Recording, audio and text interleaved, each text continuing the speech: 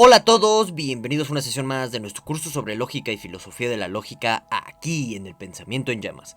Y bueno, pues en esta ocasión vamos a meternos a este interesantísimo tema respecto a las lógicas libres que bueno, se plantean, ya lo veremos más adelante con mayor detalle, como un modo de evitar cierto tipo de compromisos ontológicos respecto a la lógica, que bueno, pues dicho sea de paso, su sistema formal va a permitir que el argumento de San Anselmo respecto a la existencia de Dios sea un argumento lógicamente válido bajo el sistema de lógicas libres. Y bueno, pues eso replantea, digamos, al menos en términos de la dialéctica de los argumentos a favor o en contra de la existencia de Dios, bueno, pues eso da un giro respecto a esa misma discusión. Ya lo veremos más adelante, ¿de acuerdo? Bueno, para cerrar brevemente con la presente introducción de esta sesión, me gustaría decir dos cosas. La primera, pues es un enorme agradecimiento a todas aquellas personas que han decidido volverse miembros del canal, porque bueno, pues es gracias a sus retribuciones económicas que el Pensamiento en Llamas puede seguir existiendo y que yo puedo mantener esta oferta pública y gratuita de cursos de filosofía abierta para a todas aquellas personas que estén interesados en las diversas temáticas que aquí tratamos. Entonces, un enorme agradecimiento a todos ustedes. La segunda cosa que quiero tratar es que, bueno, pues al ser esta ya oficialmente nuestra penúltima sesión, pues me gustaría que me escribieras en la caja de los comentarios, además de todas las dudas, objeciones, quejas que tengas respecto a las cosas que aquí vamos a exponer, pues me gustaría que escribieras en la caja de los comentarios como qué temas te gustaría que tratáramos al menos de una manera transversal en nuestra última sesión del presente curso, porque pues ya pues terminando este presente curso quizás no haya posibilidad de que tratamos o que nos metamos a las diversas dudas que puedas tener respecto a los temas que aquí hemos tratado. Ya me han dicho o sugerido que hable un poco de teoría de conjuntos, pero me gustaría que pues en la caja de los comentarios me digas si estás de acuerdo, ¿no? Que hable de teoría de conjuntos y específicamente como de qué cosas, ¿de acuerdo? Bueno, ya con eso cierro la breve introducción de la presente sesión. Y me voy en concreto ya con este tema de las lógicas libres. Al respecto, pues les recomendaría esta bibliografía, este librito que ven aquí en la pantalla, para que, bueno, pues todos aquellos que estén interesados en esta temática de la lógica libre que vamos a exponer, pues puedan ustedes profundizar y investigar por su propia cuenta, ¿de acuerdo? Bien, ahora, ¿qué es esto de la lógica libre? ¿Por qué se le llama libre? Porque, pues, en teoría es una lógica sin presupuestos existenciales. Entonces, en este sentido, me gustaría que ustedes trajeran a su memoria el cuantificador existencial de la lógica clásica, ¿de acuerdo? Ahorita vamos a ver por qué supuestamente el cuantificador existencial de la lógica clásica trae, bueno, pues digamos, un cierto tipo de compromisos ontológicos bastante problemáticos a la hora de hablar de cosas no existentes, como por ejemplo una obra de ficción tipo El Quijote o tipo la Divina Comedia, o simplemente para hablar de entidades fantásticas como unicornios, pegasos, o bien para que ustedes puedan hablar libremente de sus sueños sin un tipo de compromiso ontológico en específico. Ahorita nos vamos a meter a eso.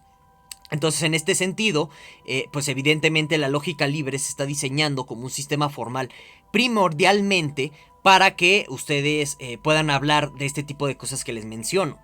También, y ya esto es un tanto en décadas recientes, pues digamos que los pocos tomistas, ¿no? Que saben lógica formal, que digo, son como tres, no, no se crean, es una broma.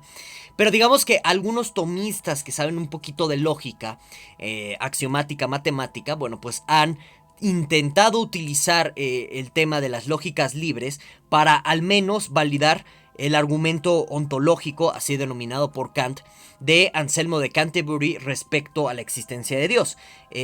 Al tenor del argumento de Anselmo de Canterbury y la polémica que hay entre, bueno, con Kant respecto a los paralogismos de la razón, pues aquí en el Pensamiento en Llamas tenemos una sesión dedicada respecto a los problemas que hay entre Anselmo y Kant, ¿no? Respecto a el famoso argumento ontológico de la existencia de Dios, ¿de acuerdo? Entonces, si nos menciono esto por si no tienes la menor idea respecto a qué estamos hablando con esto del argumento ontológico, ¿de acuerdo? Te puedes remitir a esa sesión.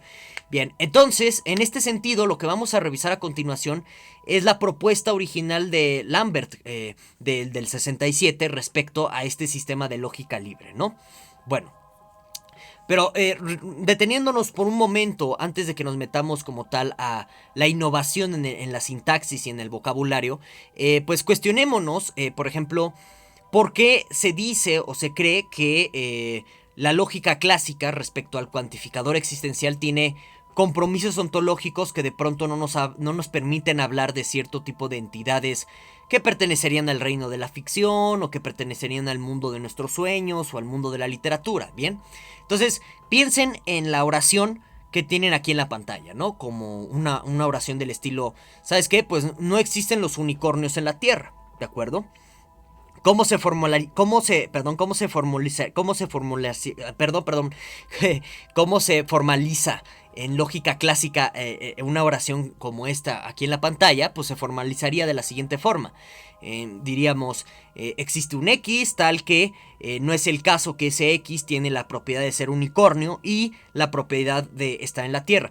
Recuerden que la negación es distributiva en la lógica clásica, entonces pues esa misma negación que ven ahí en el paréntesis la pueden expresar de la siguiente forma, que en el sentido de, ¿sabes qué? Existe un X tal que este X no tiene la propiedad de ser unicornio ni tiene la propiedad de estar en la Tierra, ¿de acuerdo? Ok, entonces, ¿por qué se dice que hay un compromiso ontológico aquí? Porque, si se dan cuenta, estamos afirmando la existencia de algo, de tal suerte que, pues, esta negación respecto a la existencia de los unicornios, en el formalismo de la lógica clásica se entiende como una negación de propiedades sobre una X cosa o sobre una entidad. Es decir, que en lógica clásica no se niega directamente el cuantificador existencial. Quien haga eso en lógica clásica, pues no sabe lógica clásica. ¿Por qué? Porque el cuantificador existencial, y esto lo vimos en la sesión de los cuantificadores existenciales del presente curso, el cuantificador existencial está cuantificando, valga la redundancia, en un dominio específico de objetos. Entonces, básicamente lo que hace el cuantificador existencial es pescar.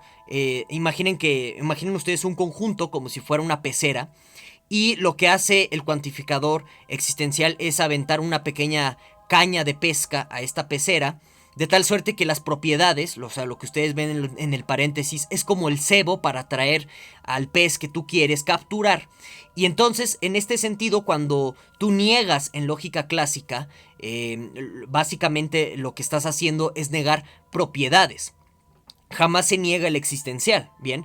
De ahí que, por ejemplo, Carnap, ¿no? En su famoso ensayo de la superación de la metafísica por medio del análisis lógico del lenguaje, diga que cosas como la nada nadea no son formalizables, porque justo oraciones como la nada nadea están negando el cuantificador existencial, ¿de acuerdo? Entonces, en lógica clásica no se niega el cuantificador existencial, simplemente se niegan las propiedades de ese X cuantificado.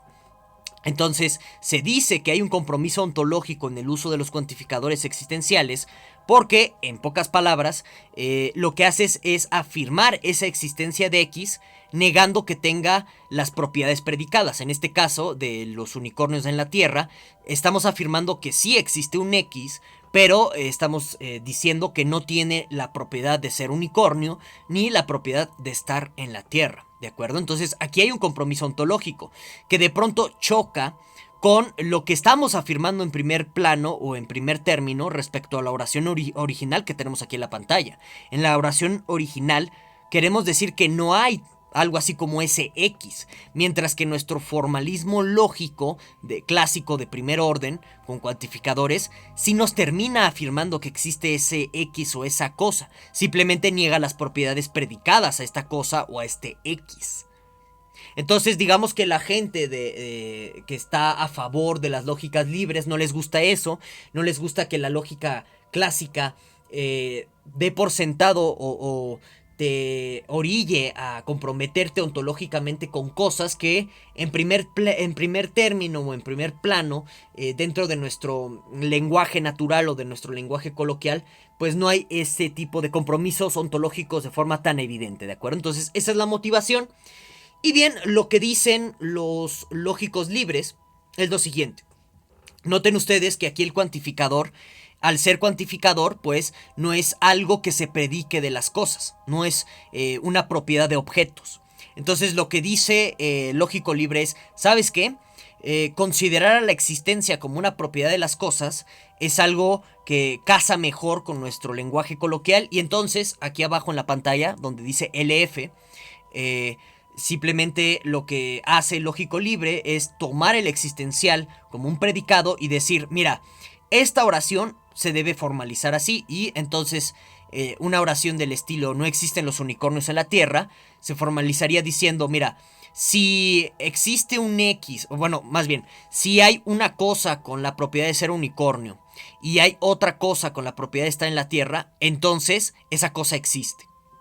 Y entonces, el decir que esa cosa existe, bueno, pues aquí pueden ustedes darse cuenta que hay una predicación del existencial en el X. Por supuesto, aquí se está negando la existencia y entonces, respecto a no existen los unicornios en la Tierra, se formaliza diciendo si hay una cosa que tiene la propiedad de ser unicornio y hay otra que tiene la propiedad de estar en la Tierra, entonces no existe esa cosa, ¿de acuerdo?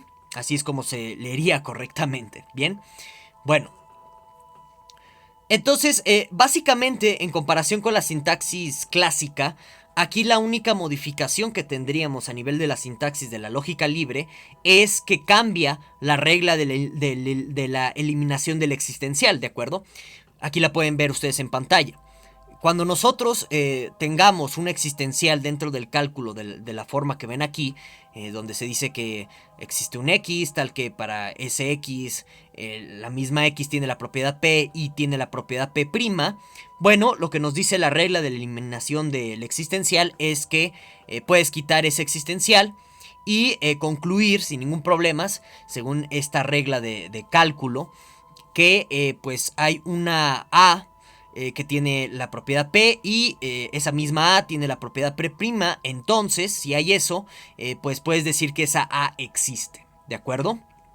Entonces, por eso les gusta a ciertos tomistas que saben lógica formal, que les digo que son muy pocos, ¿no es cierto? Les gusta la propuesta de las lógicas libres porque pueden rescatar al menos el argumento de San Anselmo. Más bien de Anselmo, quítele el santo, por favor. Pueden rescatar este argumento sin ningún tipo de problemas. Vean, aquí se los pongo en la pantalla. Nosotros podemos decir, siguiendo un tanto a San Anselmo, que, mira, pues existe una cosa, por definición de Dios, que tiene todas las propiedades divinas adjudicadas, ¿no? De las cuales nos habla Anselmo en el Proslogion. Por lo tanto, yo puedo concluir que si hay una cosa que tiene todas esas propiedades divinas, entonces existe esa cosa, ¿no? Por eliminación del existencial, aplicando la regla de eliminación que ven aquí en la pantalla. Por supuesto, por ejemplo, los lógicos libres que tratan de rescatar así el argumento de San Anselmo están conscientes de que, pues digamos que este argumento no proporciona conocimientos porque, digamos, no logra bloquear del todo las objeciones de Kant, ya que pues está infiriendo analíticamente por significado o por definición la existencia de Dios. Y eso pues no proporciona más conocimientos respecto a la cosa inferida por definición. Les digo que en este sentido hay un video aquí en el canal en donde hablamos de Anselmo y Kant, sobre todo en el curso de metafísica y ontología. Ahí pueden encontrar ese video, ¿de acuerdo? Pero bueno, así es como se aplicaría esta regla de eliminación del existencial. Aquí dos detalles muy importantes me gustaría decir para que cambiemos al análisis de la semántica, ¿de acuerdo? El primero es que noten ustedes que en comparación a la lógica clásica, por supuesto que al meter este condicional material para que nosotros podamos inferir existencia siguiendo a al lógico libre, pues lo que te va a dar como resultado es un sistema lógico más débil en términos de capacidad de demostración, sobre todo comparándolo respecto a la lógica clásica, ¿bien? Y también piensen que pues no te salvas del todo de las paradojas de implicación material, en donde, bueno, pues teniendo un antecedente falso, puedes tener un consecuente verdadero y el condicional entero se vuelve verdadero. No te salvas de eso utilizando este tipo de sintaxis. Y bueno, al respecto, pues hay muchos intentos de solucionar ese tipo de paradojas de implicación material. Eso es otro tema de discusión, nos salimos un poco de los límites de expositivos de la presente sesión, pero sí es importante que les señale esos problemas para que se pongan a pensar ustedes también, ¿de acuerdo? Bueno, respecto a la semántica, pues aquí hay gente que suele utilizar la semántica clásica bivaluada que tenemos con cuantificadores modales, pero hay otro tipo de propuestas semánticas libres en donde se utilizan semánticas multivaluadas, porque hay incluso intentos de meter semánticas paraconsistentes en las lógicas libres que, bueno, pues son intentos justo de resolver este tipo de problemas de las paradojas de la implicación material. Aquí en el pensamiento en llamas, sobre todo en este curso de lógica y filosofía de la lógica, ya hemos hablado de ese tema. De igual forma, cualquier duda o comentario respecto a las paradojas de implicación material, bueno, pues siéntete en la confianza, aquí abajo está la caja de comentarios. También hay personas que han tratado de meter semánticas probabilísticas, aunque implica un rechazo a la consecuencia lógica tradicional deductiva, y sobre todo tratan de meter este tipo de semánticas probabilísticas en las lógicas libres para cierto tipo de investigación empírica en donde no hay compromisos ontológicos o no se quiere cierto tipo de compromiso ontológico respecto a las cosas que estás investigando. Por ejemplo, si tú de pronto utilizas la lógica clásica para formalizar cierto tipo de cosas en cuántica, en virtud de que el cuantificador clásico pues sigue remitiendo a un conjunto, o cuantifica sobre un conjunto, pues te compromete con la existencia al menos de ese conjunto y es problemático por lo que nos dice mecánica cuántica. Entonces puedes usar curiosamente cosas de lógica libre para evitar ese tipo de compromisos. Y bueno, entonces eso respecto a las semánticas, como pueden ustedes darse cuenta, hay muchas propuestas, el tema se va bifurcando y se va complejizando cada vez más, y evidentemente por las brevedades expositivas del presente curso, pues no me puedo meter de lleno en la exposición de cada una de estas semánticas. Ya hablamos de ellas en este curso, entonces ya tienen, me parece, la introducción mínima por si ustedes gustan seguir investigando, ¿verdad? Bueno. Ahora, vamos a entrar un tanto en los problemas filosóficos que hay en torno a la lógica libre, y ya con eso pues cerraríamos la presente sesión de este curso. Lo primero tiene que ver con, bueno, en serio, la lógica libre es es la única alternativa de formalización para evitar los compromisos ontológicos que respecto al existencial.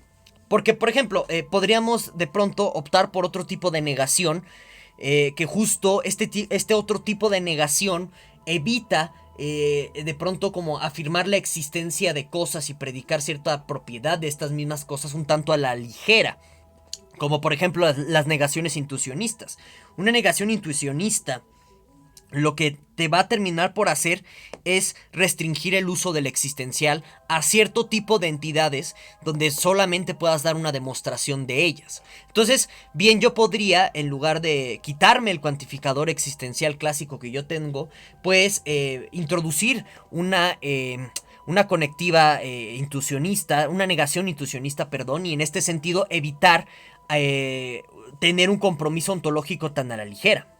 También podría, por ejemplo, cambiar un tanto mi teoría de conjuntos y hablar de conjuntos restringidos. Es decir, por ejemplo, en una oración como no existen los unicornios en la Tierra, bueno, lo que yo podría hacer es desechar cuantificadores irrestrictos y nada más quedarme con cuantificadores restrictos.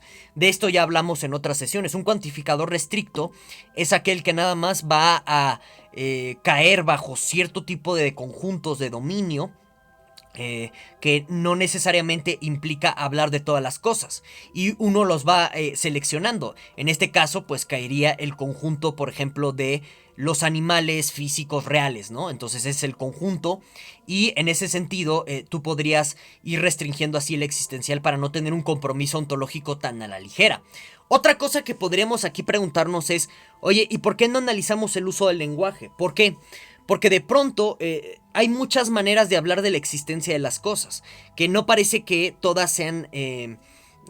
o sea, que todas tengan el mismo significado o el mismo sentido. Les doy al menos dos ejemplos. O sea, digamos, no hablamos de la misma manera de la existencia del amor que de la existencia de los colibríes, por ejemplo. ¿Por qué? Porque al menos en ese uso, cuando decimos que existen colibríes, bueno, pues hay una, o sea, hay una especie, vamos a llamarlo así, de técnica de habla, ¿no? O digamos, de práctica en donde, hablar de colibríes remite o cae a entidades físicas, ¿de acuerdo? Mientras que cuando decimos cosas como no existe el amor, por ejemplo, bueno, se suele utilizar en contextos de disolución amorosa, de gran decepción respecto a las parejas, qué sé yo. Entonces, ahí el existencial se está manejando de otra forma. No estás hablando exactamente de lo mismo que en el caso del colibrí. Entonces, a lo mejor aquí, analizando mejor el uso del lenguaje, puedes ir entendiendo que quizás a lo mejor no existen para todo uso del lenguaje respecto al existencial el mismo tipo de cuantificador existencial, sino que hay más tipos de cuantificadores existenciales, ¿de acuerdo? Ahora bien, respecto al caso del rescate del argumento ontológico de San Anselmo, que lo puedes validar mediante este sistema de lógica libre, bueno, volvemos a la pregunta de la sesión anterior. ¿Podemos hacer, mediante un sistema formal válido válido en el sentido argumentativo, por supuesto, cualquier tipo de doctrina de pensamiento? Es decir, por ejemplo, si yo soy marxista, pues me construyo un sistema de lógica marxista para que Marx siempre tenga la razón. Si yo soy tomista, me construyo un sistema de lógica formal para que Tomás de Aquino siempre tenga la razón. Si yo soy anselmiano, pues lo mismo. Si yo soy humeano, hago lo mismo. Entonces, eso de pronto es válido, que de pronto, valga la redundancia, tú puedas construir un sistema formal un tanto de forma arbitraria, porque digamos la construcción de un sistema lógico, como ya vimos en sesiones pasadas, es arbitrario. Entonces, tú puedes hacer arbitrariamente eso con los diversos pensadores de la historia de la filosofía. Parece que la respuesta, otra vez bajo el pluralismo lógico, es un sí. Porque bajo la idea del pluralismo lógico, que es digamos, a la motivación y el suelo o el ideario filosófico detrás de las propuestas de lógicas no clásicas, no hay manera de decir que no. ¿De acuerdo? Eso lo vamos a discutir en la próxima sesión, porque si este es el caso, si bajo el pluralismo lógico yo puedo construir cualquier sistema formal para validar cualquier doctrina de pensamiento, pues entonces la lógica se vuelve trivial por completo. ¿Trivial en qué sentido? Ya lo veremos, como les digo, la próxima sesión. Y bueno, pues ya con eso yo me despido. Muchísimas gracias por ver, espero que les haya gustado la presente sesión. Nos vemos, hasta la próxima.